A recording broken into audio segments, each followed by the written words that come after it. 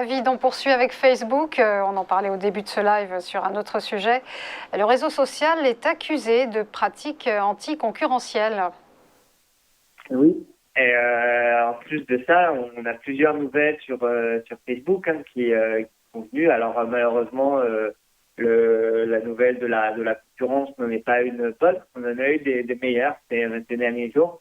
Et puis on a eu notamment au début de l'été, juste avant les résultats de Facebook, on a eu justement Marc qui a justement annoncé sa vision pour les prochaines années, la vision de Facebook, et qui a l'intention justement de faire de Facebook un métavers. Donc un métavers, c'est quoi? C'est un univers virtuel en fait sur lequel les gens vont pouvoir échanger, se connecter, jouer ensemble, etc. Un peu comme dans le film Ready Player One, pour ceux qui l'ont vu, un film de Steven Spielberg, c'est bien d'ailleurs, que je recommande. Mais justement, Facebook qui se lance dans ce secteur-là. Donc, pour le moment, Mark Zuckerberg a fait une première démo. Ça n'a pas convaincu l'opinion publique encore. Mais en tout cas, Facebook qui profite. Alors, en plus de ça, on a d'autres nouvelles pour Facebook. On a notamment la nouvelle comme quoi Facebook va se lancer dans les prêts aux entreprises, notamment en Inde, avec des prêts qui se monnayeront autour de 17 à 20% de taux d'intérêt. Donc, c'est quand même assez impressionnant.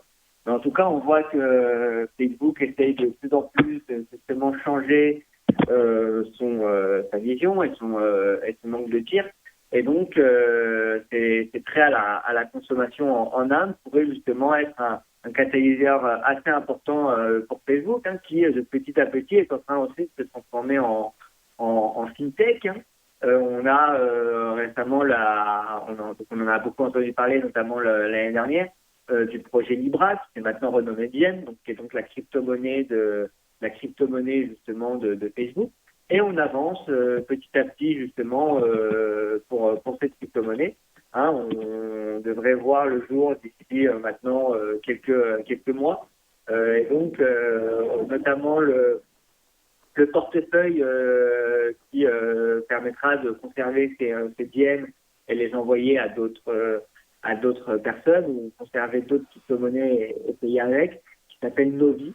Et est bientôt prêt et devrait être mise sur le marché très récemment. Donc on voit que sur Facebook pour le moment on est en belle tendance haussière. Depuis les $150, on s'est repris et on est quand même sur une grosse tendance haussière. Il y a eu la chute du Covid au mois de mars, on l'a appris et puis depuis on est bien reparti.